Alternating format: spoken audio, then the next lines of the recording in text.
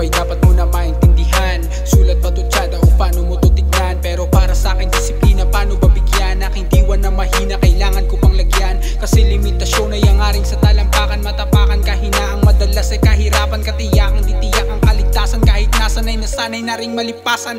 Pero parang kahit nawala, ganun lang tumodo at lumakas. Kahit nawala, walang magagawa. Tung mga walang magagawa, maluluhang ngunit ganun pa rin matutuwa. Matutukang tumukoy ng diamante sapagkat karamihan na nakaharap sa'yo hindi nakatapat.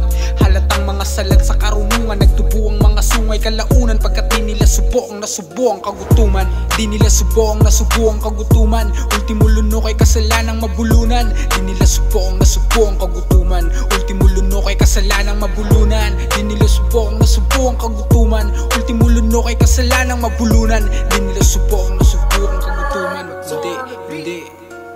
Kaya ano ba, nalilito ka lang, naliligaw ka nga at mabibigo ka pa. Bingo ka pag nadus mo kahaba. Uhawang ka matubihigo pang nasasapa. Turagaw nga sa pamaga kong basa. Gusto nga hambago na iyo pagsunda kong saga. Sa rapid mga linyaw at pagadagasa. Rong mga bukotasa, pangasang di katigo magkasa. Pasasa bilog ro dapat makalibot. Kip mo gang basisilop ro makahigop. Makaigok kagit sa pilang adlaw. Magkantigo makaipon makabuelo itla pa. Wag royabi naman di mo diretsuha agayaw.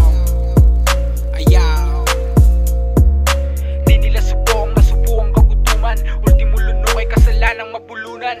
Bingo ka pag nadus mo kahaba. Uhawang ka matubihigo pang nasasapa. Turaga kong isa, pamaga kong basa. Gusto nga hambago na iyo pagsunda kong saga. Sa rapid mga linyaw at pagdagasa. Rong mga bukotasa, pangasang di katigo magkasa. Pasasa bilog ro dapat makalibot. Kip mo gang basisilop ro makahigo. Di nila subo ang nasubo ang kagutuman. Ultimo lunok ay kasalanang mabulunan. Di nila subo ang nasubo ang kagutuman. Ultimo lunok ay kasalanang mabulunan. Di nila subo ang nasubo ang kagutuman. Ultimo lunok ay kasalanang mabulunan. Di nila subo ang